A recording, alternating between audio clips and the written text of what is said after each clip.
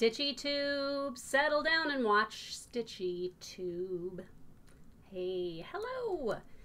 It's Sunday. It's like June 23rd. And welcome to StitchyTube number, I think 47. I want to say number 47-ish. I could be wrong. I don't know. After a while, it doesn't matter anymore. I don't know. Welcome to those of you who are old and those of you who are new. My name is Teresa Vanette. I'm the designer for Shakespeare's Peddler. I'm also the sole proprietor of KittenStitcher.com, where you can find lots of cool needlework stuff.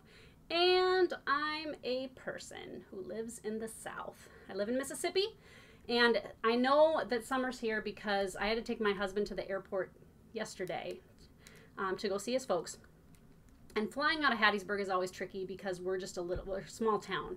And we've gotten to a point in our lives where we're just tired of driving for 2 or 3 hours to get a better deal on flights. You know, we can drive to New Orleans or Jackson or Gulfport, but it adds a couple hours each way. There's my book. And to save, you know, like $100. But then you have to park your car and you got to drive it. And who wants to like go on a trip and then come back and then have to walk out to a parking lot and drive for a couple hours? Anyway, our airport is about a half an hour from our house, and so I think there might only be just like a 6 a.m. flight, period. So we have to leave here just shortly after 4, and so we were getting ready to go yesterday, and it's 4 in the morning, so it's completely pitch black outside, and I said, oh, well, let me check the weather. I got to see if I need a jacket or something. It was 80 degrees at 4 o'clock in the morning, so we're in it. Here is summer. Here it is. I'm going to start this time with my winner from last time. Remember, I was giving away a Made by Me project bag, and the winner is just Maria. Her username is Maria. She said, I asked you guys about your sewing machines, and she said she likes to hand sew because she feels like her sewing machine controls her. And it was fun to read about you guys and your sewing machines. I'm going to take mine in this week for a spit shine. Hopefully they won't use too much spit. And so, well, congratulations, Maria. My email address is below. I'm going to need your address so I can mail you your project bag. Congratulations. And I have another project bag to give away, not made by me. I had a lovely viewer send me some gifts, and she said, now you can, you know, keep these, give them away, do what you want. She's making a lot of project bags. And so I told her that I would give a couple of them away on my channel because I like to, you know, treat you guys. These are 2 that she makes, and it's made out of this mesh so you can see through it, but it's a colored mesh, and it's kind of glittery dragonflies, and it comes with a matching like tool bag to put in there. It's really big, so I think you could definitely fit like 11 by 11 Q snaps in here. Easy, and lots of stuff. Now, her name is Helen. I don't know if it's Beeb or BB, but she has an Etsy shop, and it's called Creations by Mary Rose. And I'm going to put a link below to her Etsy shop where she sells these bags. I used to buy bags made out of this vinyl mesh from a lady, what was her name, Ruby? I want to say she was in Kansas, and she made all kinds of cool project bags out of this mesh. And it comes in lots of different colors. I don't know how easy it is to work with. I kind of liked that she did these little pull tabs, where it's like the fabric is the pull tab. So if you would like to win that project bag made by Helen, and just tell me what you're reading. What are you reading these days? And I know we don't all read, not as much as we should, right? So if maybe you're reading cereal boxes while you eat your cereal in the morning, maybe you're reading the newspaper, maybe you're reading a magazine, maybe, I don't know, maybe you're reading between the lines. I don't know what you're reading, but just tell me what you're reading. If you're not reading at all, you can say I'm not reading, and you'll still be entered. I draw one winner at random each time I make a regular StitchyTube video, and so you're up to win this next time. I'm going to put this away so it is out of the way. So thank you to Mary Rose. That was very generous of her to share her talents with us and her time and her lovely glittery fabric. Okay, let's talk about what I'm all into. Right, Ruby? Come on. Come on. Ruby's all into me. My cats, you know, it's been a little over a year now that I've been home, and they are so happy. Aren't you, Ruby? Yeah. So they just love having me here. They get spoiled plenty. I am all into Tillamook ice cream. I like ice cream. Who doesn't like ice cream? I don't know that I've ever met anybody who's like, you know what? I can really take or leave ice cream. Everybody's got their favorite kinds, of course. One of my favorite ice cream stories is my cousin, Darcy. It was 4 girls, Amy, Brenda, Christy, Darcy. And they were, I used to go to Darcy's house all the time. We lived just like a block and a half away. She was my second cousin. We had a lot of the same interests. And so I would sleep over all the time. And her dad liked ice cream, but he had 4 daughters. So he would buy butter brickle ice cream. And he didn't like it, but he knew his girls didn't like it, and they wouldn't eat it. So if he wanted ice cream, he would eat butter brickle, even though he didn't enjoy it, because they wouldn't eat it, which I think is really funny. Tillamook is, I can get cheese here at Sam's Club, and then they make butter too that I've seen, and that's really good. I went to visit my folks this last weekend, and my mom had probably a dozen half-gallons of Tillamook ice cream in her freezer outside. My dad likes ice cream, and he's a pretty busy, thin guy, so it's good for him to get some calories in. And we had a little bit of that a couple times last weekend. It is creamy, very good. So if you can get Tillamook ice cream, I highly recommend it. But there are a lot of good kinds of ice cream. That's a great one. And as long as I'm on the subject of food, I don't stop at Starbucks a lot. I'm not a super huge coffee drinker. I use my Nespresso machine to drink coffee a couple times a week, and I enjoy that. But with my husband and I were at Target this, just like a month ago, and they have this thing called the Dragon Drink, and it's tea and coconut milk and passion fruit, I want to say. It's kind of a purpley drink. It's kind of a milky, kind of a tea drink with fruit, and it has actually like dragon fruit in it, and it's delicious. It's delicious. You don't always want to drink a hot coffee in the summertime, and I really enjoy it. So I've been kind of on the lookout to see if I can figure out how to make it on my own. I think they use like freeze-dried passion fruit or something. They make a strawberry one too. I think it's called Pink Drink. But if you're, if you're stopping by Starbucks and you need something cool to drink, I'd highly recommend it. It's delicious. I'm super into feeding the birds right now outside of our house. I don't know why we haven't been doing it. There was a time for a while that we were feeding the birds, and life gets busy. You just don't think about it, whatever. So we've been kind of committed to keeping food out there, and it's a crazy zoo back there. It's fun to see all the different kind of birds. I have a feeder that they don't really like. It kind of really only the small birds can get on it, so I might have to get something bigger. I want to go get them a bird bath too, but our railing around our deck, I just sprinkle seeds and nuts along it like twice a day. And so they come and they take turns and they like land on all the parts of the deck, and the cats like to watch them. The food that I'm giving them is called Pennington Ultra Fruit and Nut Mix. And so it's got like pecans and walnuts and peanuts and dried fruit and stuff. And so I've got squirrels that are so happy. We've got cardinals, including a few juveniles now we're seeing. We've got, my father-in-law calls them little brown birds, LBBs. We've got a woodpecker that's so cute.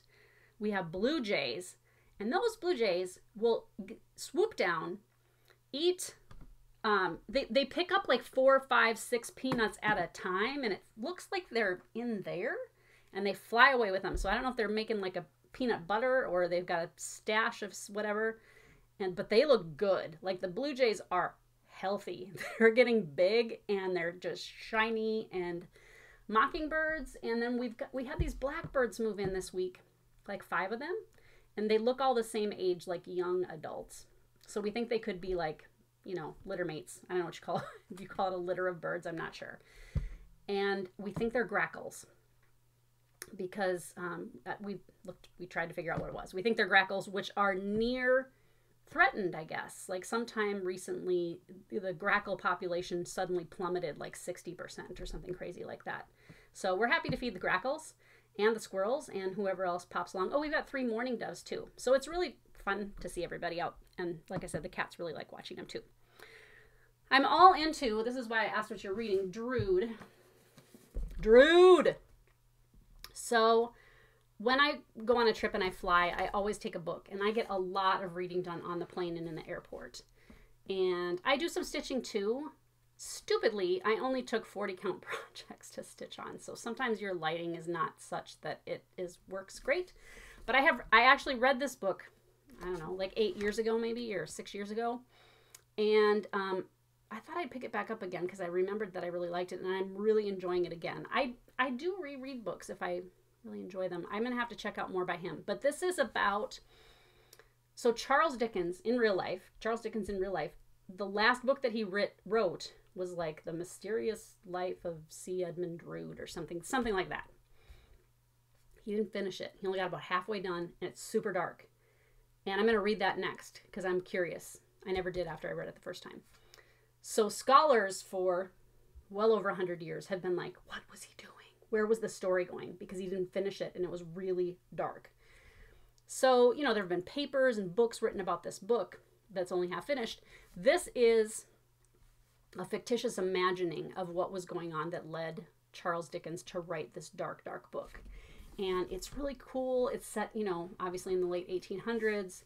There's a train accident. There's creaky old mucky cemeteries, opium dens, the stinky Thames River, and mesmerism, right? The spirit world. So it's pretty fun to read, and he's actually a very good writer, real smart, and very, very clever, very, very clever book. Super would recommend it. It is a big one.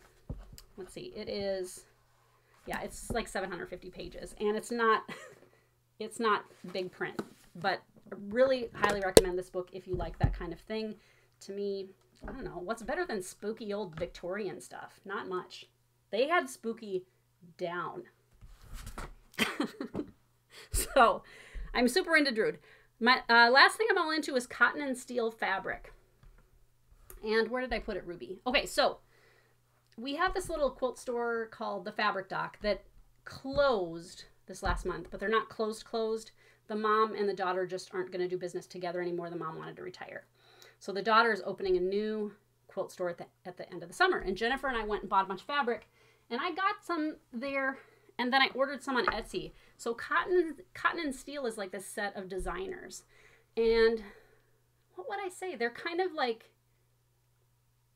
it's not traditional quilting fabric. It's made for like young or young at heart people because it's kind of quirky.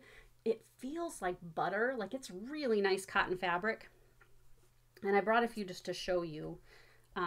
Like this one is balls of yarn. This one is old like carousel prints. This one is, you know, just that. I've got these are some I got on Etsy this week.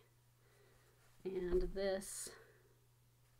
And then I got these egg cups, which I think are really cute. And then this one, actually, this was my favorite. It's chickens and all kinds of stuff. So it's, like I said, it's really, I mean, it feels like a really tight weave, just soft cotton. And of course, I got it to make project bags or whatever, because I'm using my sewing machine like a trooper. So cotton and steel, you can still find a bunch of it. And if you look on Etsy, you can find good deals on the stuff in the lines that are, I don't know what you'd call them, like the prints that go along with the main prints. So there might be like, let's say, an octopus print. And everybody wants the quirky octopus print. And then the stuff that gets left over is like, you know, the checks and the spots and the swirls and things that coordinate with it. So sometimes you can find really good deals on that. They have designed for cotton and steel for a while. It's super popular. And so they broke off, and now they're called the Ruby Star Society. And I think it's 5 designers. And they have a new line coming out in July. So I'm pre-ordering some of the fabric. They've got really cool like pop bottles. I can't remember what else. But if you like that kind of fabric, cotton and steel, you can still find their old stuff all over online. And then Ruby Star Society is coming out within the next few weeks. You know what that is. That's what I'm all into this week. I've been busy because I haven't seen you guys for a couple of weeks. After my last video, I had a sale because it was my 18th anniversary of being in the business.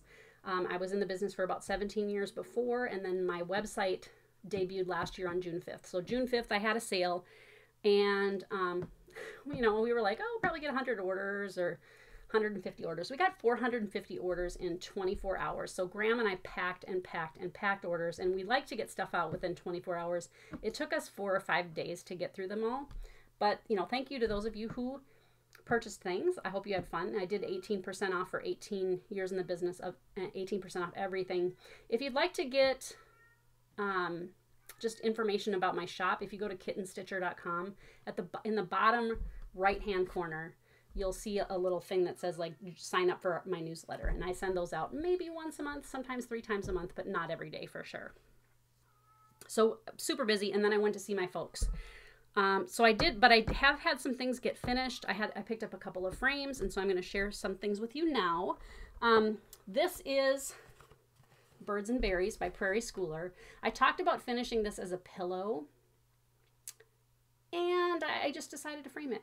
And I think I'm going to hang it over by the door where we watch the birds, because we kind of get these, and then we get these 2 kinds of birds too. I haven't seen a red-winged blackbird yet, but you never know. So I think that turned out really pretty. The frame I got at Neblets, of course. I stitched mine on a 32 count, what was it called? Like Manor House by Sugar, what's it called? Sugar and Spice Fabrics or something in Australia. I don't think they're in business anymore. I just had a piece in my stash still. But it's really, really pretty. And it was fun to stitch, just in DMC. And this was an out-of-print chart.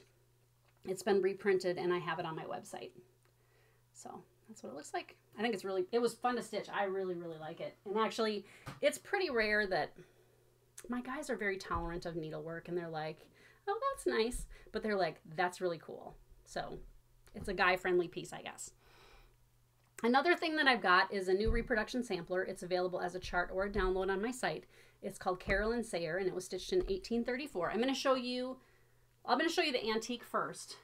I took it out of the frame, obviously, to reproduce it, and I'll be reframing it again soon because the frame it was in I didn't really care for. So this is the actual antique, and it's so pretty. And you can see the line that goes down the middle, and then you can see like another line that goes through here. This more than likely was stored folded into half and then half again for a long time. And you can kind of see like this was probably on the top. That's what's dirtiest, right? And this was probably the bottom. And those were probably tucked in.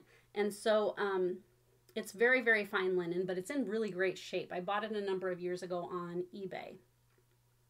And it's very pretty. I'm not always into symmetrical samplers. I was crazy about this basket here at the bottom.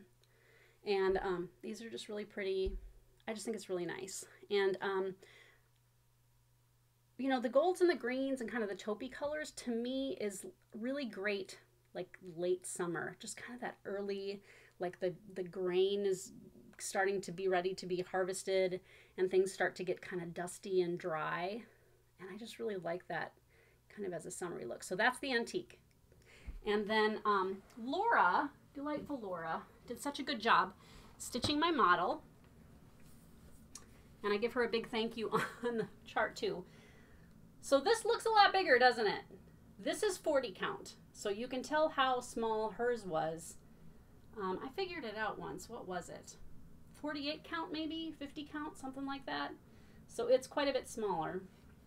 It turned out really pretty. It's stitched in silks, a couple of overdyes, and then a Vera Swan needlepoint silk. And I think it turned out really great. The frame I got at Neblets, as always. And I pretty much love it. I pretty much love it.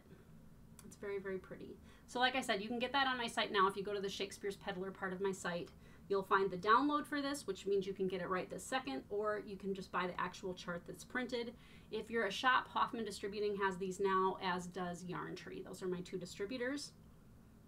What do you think? I think it's really nice. Thank you, Laura. She did a great, great job. It's a huge project. Okay, then I've got another reproduction that appears in a magazine. Those of you who've been watching for a while may remember this little sampler that I bought on eBay like a year ago for 25 bucks. It's very prim. It's very prim because it's not finished, right? She did some letters She went up to number 7 and she just kind of quit. It's very spotty, splotchy. I really liked it. The story is that the person who I bought it from said he bought it at a flea market, and the person had it folded up in just like an envelope that you would use to mail bills, and it just said handkerchief on the outside. And he said, of course, I knew it was not a handkerchief. And like I said, I bought it for 25 bucks. Nobody else bid on it. Because it looks like a, I mean, it's amazing to me sometimes that these things survive, that somebody says this might have value. Because I think a lot of people would look at this and say, this is garbage. I don't know what this is. So I reproduced it. And there it is. And it's done in overdyed threads. I think sampler threads, and I'll look in just a second. So there it is. And I even did the turned and hemmed border, just like the original. And on the chart, there's even a few places where she just pulled and there's thread sticking out of the front. It tells you like where to leave a couple of little strings hanging off the front. There's one off of this L too. There's no name on the sampler. Don't know when it was stitched. Don't know who was trying to stitch it or what they were trying to do. But we've all had projects like this where it's like you just give up. And to me, there's nothing more prim than this. This was somebody's practice cloth. They didn't finish. And so I did it for Punch Needle and Primitive Stitcher magazine, which is a great, great magazine. If you don't, you can subscribe to it. And I also sell it on my website. You'll see that Vanna, the Twisted Stitcher, also has a regular, I think every issue she's got a finishing technique, which is really cool. And so I was pretty excited to be asked to be in it. So there's my thing and the original sampler, and the chart is in there for you to stitch it too. But there's, I think, 19 projects, and a lot of them are just like so cute. Look at those. So some are punch needle. It's about half punch needle, half cross stitch. And I've been asked to be in the Christmas issue as well now. So check it out. I sell this on my site, the magazine, and you'll find that in the books and magazines section of my site. And so it's not expensive. It's just a great deal. It's a wonderful, shiny, heavy paper magazine. Highly, highly recommend it. Highly, not lowly. What else have I got? Okay, I've got other things I'm working on. So I did that. Jen and I got together, this was like 2.5 weeks ago or so, 2 weeks ago. And she said, hey, are you doing the 24 hours of cross stitch thing? And she told me there was this thing going online where people were going to stitch for 24 hours over a 48-hour period. And so I went over to her house and did that, stitched with her, slept overnight, and I think we got in 11 hours together. I didn't end up making it to 24. She did. But what I worked on while I was there, one of the things I worked on was this Brooks Books. I bought this a couple years ago as a download. I have all 3 parts. This is part 2. And they're kawaii, just characters, little things with eyes, tiny beady eyes. There's kind of a Japanese style. And they're done on perforated paper. I'll put this behind so you don't get light shining through. How cute is that little basket? Nah. And a pinwheel. And then here I stitched the watermelon. Super cute. And the cutest one of all, s'more. So she just finishes her where they're just, I don't know what I'll do. I don't know what I'll do with them, but I think they're really cute and it was fun. I had perforated paper. It's just DMC floss. There are some beads, so I got to dig through my beads and see what I can substitute. But you'll find all of those sets on Brooks Books Etsy page. And I'll try to remember to put a link down there so you can get right to it. But like I said, those are downloadable. She has a Christmas set, also a Halloween set, and maybe an Easter set in this style. Okay, I'm just going to run out of room. Okay, so one of the things that I took with me, and this really is the only thing I stitched on, is this hopeful piece. When I went to see my folks, you might remember that. I started that last Stitch Mania. And so this is where I'm at. It's really cute and very fun. I decided to take out the cow on the bottom here, because I put it in the wrong place and I was going to leave it, and I was like, you know what, it's going to bother me. So I'm taking him out and putting him back in. But it's on a 40 count, just scrap of linen that I had. And I'm using silks. And that is a chart that is still available. I have that on my site. It's called Hopeful. And I kind of like it because they have like a Good Intent Farm, Mount Misery Road, Dismal Hollow Road, and Two Sheep Farm. And it's just kind of prim and country quirky. Country quirky, Ruby. Okay, I worked on this last night. I've been working on it off and on, and this is The Village of Hawk Run Hollow by Kathy Barrick. I finished the lower right-hand side, with the horses, the blacksmiths, last night watching spooky shows. So that's where I'm at. So I'm half done. And I'm stitching it on, it's called Grandpa's Sleeve by X Jude Designs on Etsy. And it's a fabric that looks splotchy. See how splotchy it looks if you just look at it? And I think a lot of people would look at that and go, oh, that's way too splotchy for what I'm doing. But so look at that, but then look at what it looks like once you get the stitching all on it. You don't really see a lot of it. It just looks grungy. It's perfect. Love it. I have Grandma's Sleeve too as another, no, wait, Grandpa's Sleeve and Grandma's Slip. And this is what the Village of Hawk Run Hollow looks like. It's a big project. So you can see I'm done with the top half. So I'm doing them in order. That one's next. The squares with the verses go pretty fast because stitching words is quick. But I like this little square that's next because it has a little scene here and then the verse. The reason I love this sampler is this mill. That knocks me out.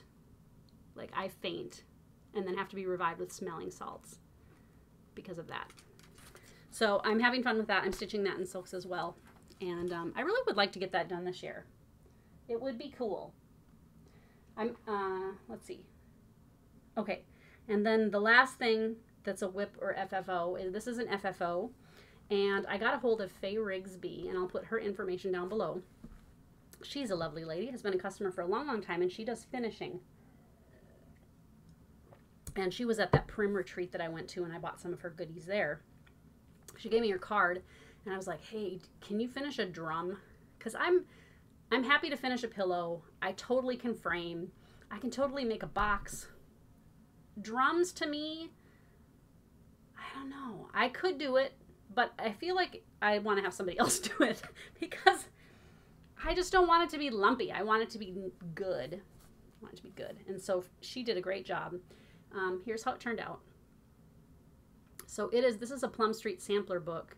Yuletide Shanty, I think it's called, and this is on my site also. It's still available. And so you can see it's Santa there on a ship with snowflakes, and the moon's got holly on it, or mistletoe, I guess. And then it's got this whale. All right, a big white whale with the flowers, and there's a little Christmas tree with candy canes. It's kind of quirky and weird. Pirate Santa with a whale and gifts. I did not do, Paulette has a thing for the bottom that you can stitch, and I didn't do that because it just would be on the bottom. But she did a great job, and she did this really cool stitch along the top. So it looks kind of put together, but it's very firm and heavy, and so I really, really, really like it. And she did a great job, and it was a super quick turnaround. So I'm going to put her information below, and if you need her to do some finishing, she does a great job. You can contact her and find out. Okay, next. So I went to Mom and Dad's, and I'm the cook in the family, sort of. I started cooking when I was about 10, I think. I mean, I'm sure I helped before then, but 10 was when I feel like I started making things by myself.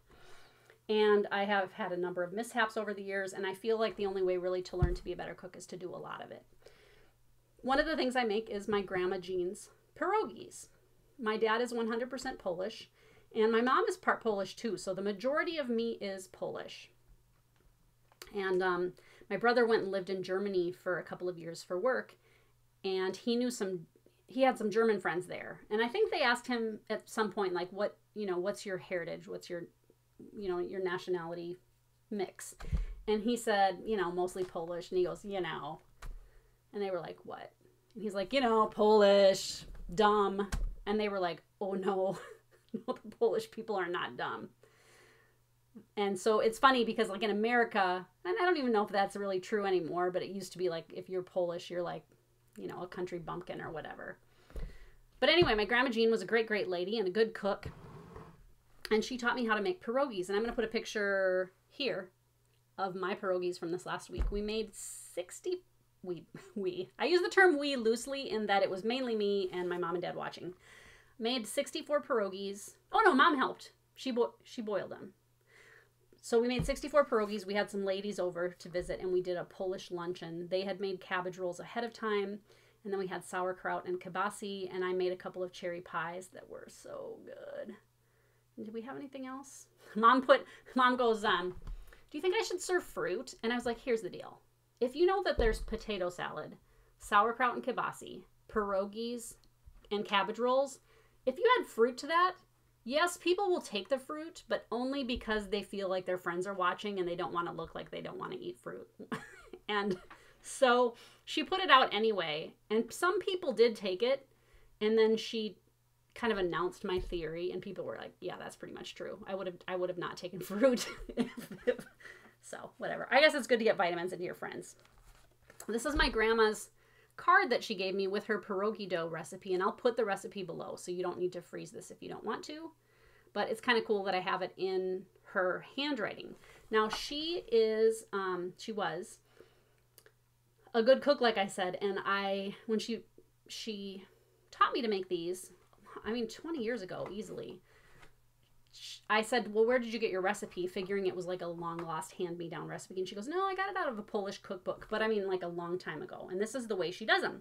Now, if you've never had a pierogi, it's like a noodle pie, sort of. It's like a ravioli. It's like a Polish ravioli. And I think they make them in other countries in that area as well.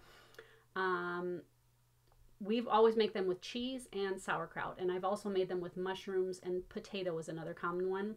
You see them in the freezer section of the grocery store. I've never purchased them. I can pretty much guarantee they're probably not as good as homemade. The recipe is just eggs, milk, melted butter, flour, and salt for the noodles. And like I said, I'll put the recipe below, and you just mix it up, and then you roll it really, really thin. And then Grandma bought me a long time ago a pierogi, I don't know what you'd call this, a pierogi crimper. And I'm sure you can order these online. It's just plastic, but it does the job perfectly. So you use this side to cut the holes out of the dough, and then you lay it in here, and you put the filling in, and then you have to wet. Okay, so you put the filling in, and then you run a wet finger. You dip your finger in water, run it here so that it seals shut like an envelope. You do this, and you've got a perfect little pierogi. You pull it out. So the filling is made out of pot cheese, which is also known as farmer's cheese. It can be tricky to find. Sometimes I see it at Walmart. Sometimes I have to go to our specialty store, and sometimes I can't find it in town at all. If you live in a larger city, you probably have access to really good farmer's cheese. It's the kind that Grandma used to use was like a cottage cheese or a ricotta in texture, where it's, kind of creamy granules of cheese. I have found it sometimes where it's actually more solid, like a mozzarella, and it has to be shredded.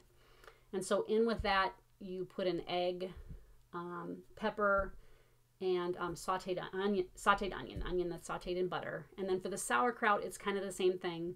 The sauerkraut I rinse real well and then squeeze as much water out as I can, and then I chop it fine so that it's easy to scoop out.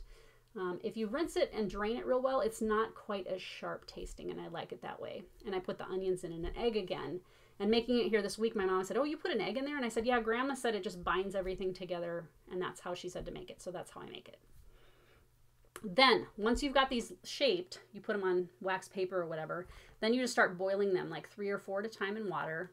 They go down to the bottom, and then they slowly rise up. And when they get to the top, they're done, sort of. They're done boiling.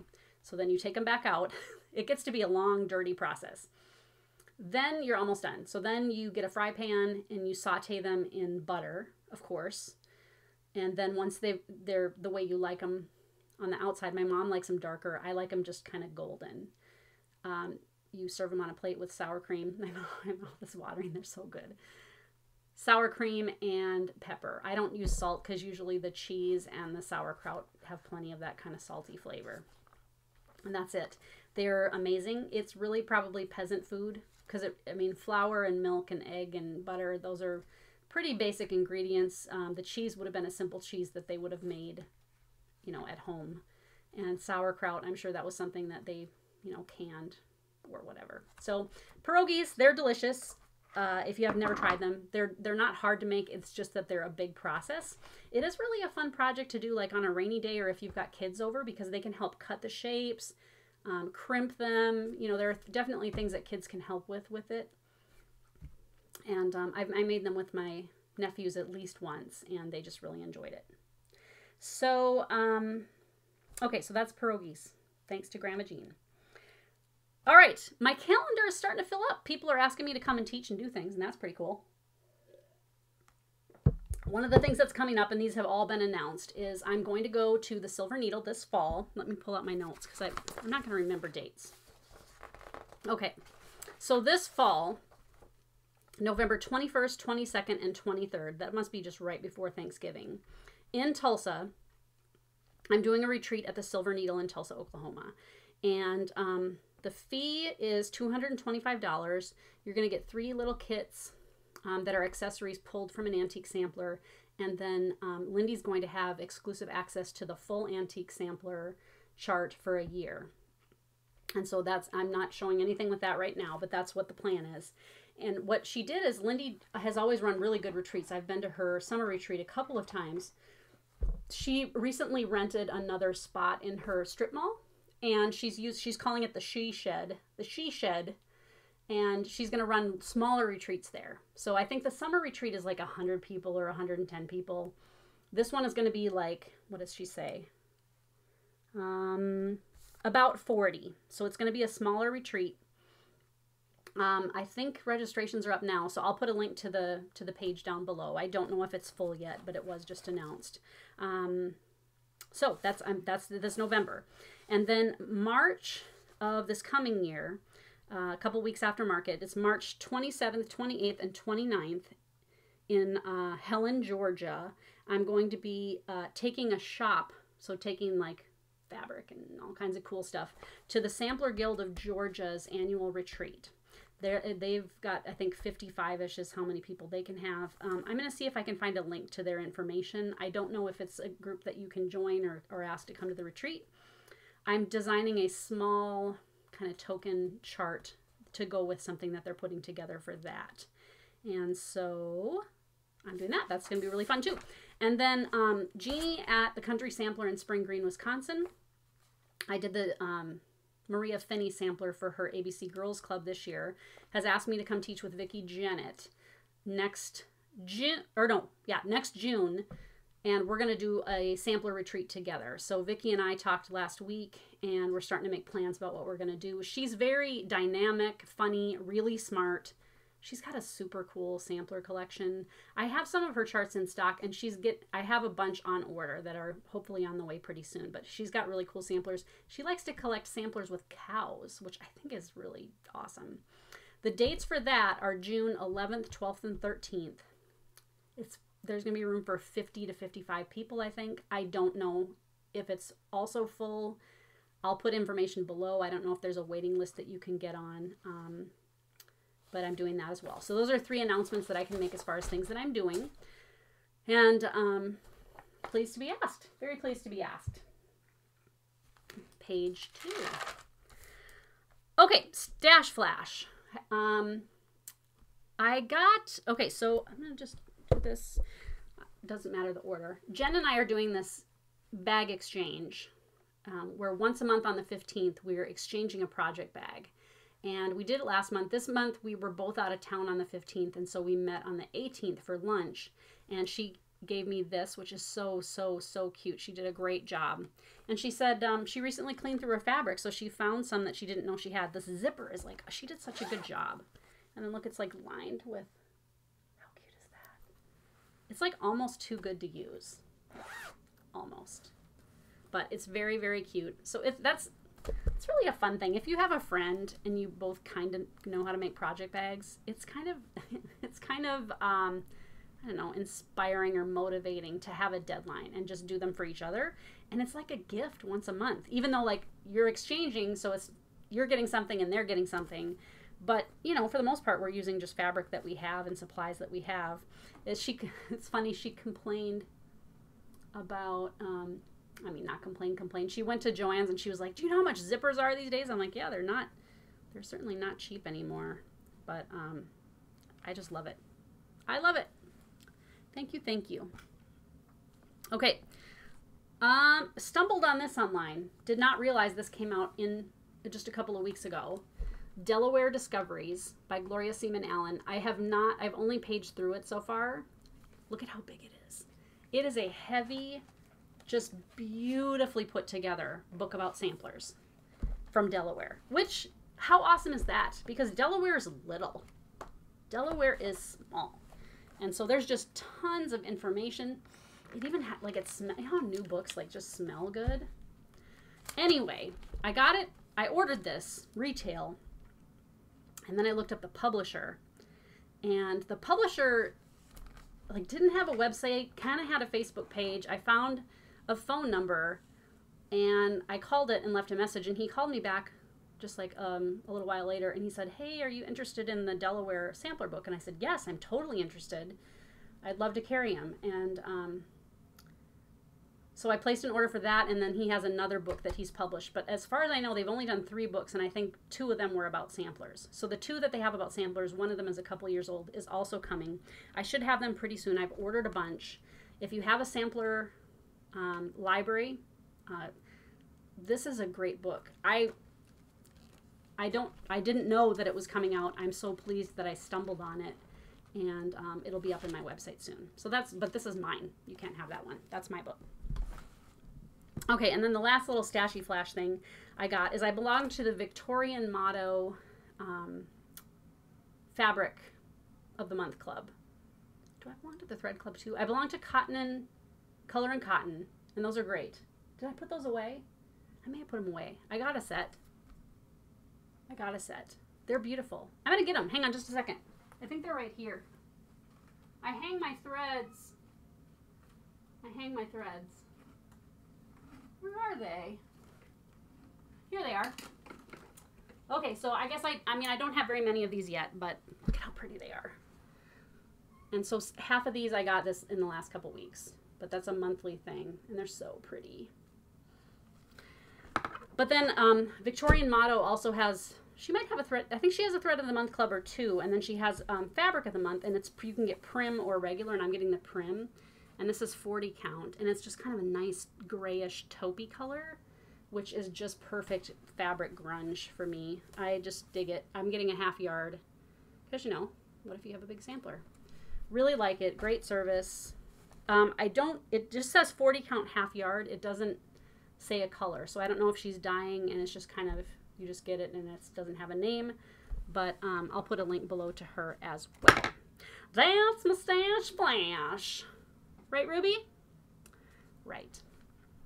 Okay, I'm almost done for today. I wanted to just make a note about the use of my website. My website is getting large. I have almost 3,000 items now. Part of it is I'm starting to add thread lines, so I've got a good selection of Gloriana thread gatherer. I'm starting to collect the classic colorworks. I just put in a huge order at the Gentle Art, because Harrison will be moving out in 2 months, and so I'll be taking over his room, and I can start having these, more room to have stuff like that. But anyway, I had 2 people recently say that they were having trouble using my site. When you go on it, and let's say you click on like reproduction samplers, I only have room for 72 items that can fit on the page. They're in a grid 6 across by 12 long. And those are the thumbnails that you can click on to read more. And then there's a little link at the bottom that says more, see more. And you can click on that, and it expands to include another 72. If you're in a large section like my What's New category, let's say you do Let's See More a couple times. If you click on something and go back, it's going to kick you back to the first screen where you just see the first 72. I can't make it not do that. I'm sorry. It's a common practice for large websites, much larger, like Amazon, eBay, Etsy, to only be able to load so many thumbnails on one page because it just is such a large file to load. I would love it if they created pages so that, like, if you went to reproduction samplers, you could start on page 1 with 72, then go to page 2. They can't do that yet. I have put in a request. My web host is Wix. I don't know if they plan on offering it anytime soon. If you want to navigate more easily, the newest items in every category are listed first. So if you go to the reproduction sampler page, the newest things are listed within, you know, it's newest and it gets older as you go on the pictures. So if you have categories that you like, you can go to those categories, and it's just the first things that you see are going to be the newest things in that category.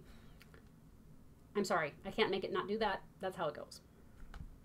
But I have new things in the shop, and I had a customer contact me a while back, and she said that she buys from this company down under, and it's called Victoria Cleave, and she does these laser cut buttons as well. This is a little ornament that she does. They're wood, and they're cut with a laser, and then they're hand painted, and they're just the coolest things.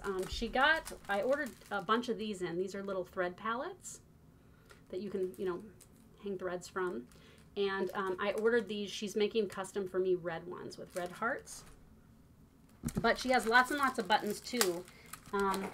This isn't really a button. This is more of an embellishment. Santa. And they're not expensive. I don't know how these ladies are doing it. You know, making these beautiful little buttons for such an inexpensive price, especially since they're, like I said, hand painted. I want to see if I can find one of her Santas. There's one of her Santas here. So like I said, they're wood buttons. They're just as cute as can be. I've got, you know, chickens and cats and Santas and birds and houses and just all kinds of things. Some of them are seasonal, some of them aren't. I love her colors. She's very nice to work with.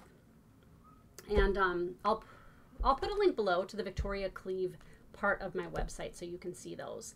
I already am getting together another order. I just received these this last week. Another new thing in my shop, and it's new but it's old, is I finally again have in the anchor floss packs for A Savior's Praise. I know a lot of you are working on it, and it makes me very happy that you guys are enjoying it. I had no idea that it was going to be so hard to find the anchor threads. And part of it is just that the distributor I was using decided when that was released that they weren't going to carry anchor anymore.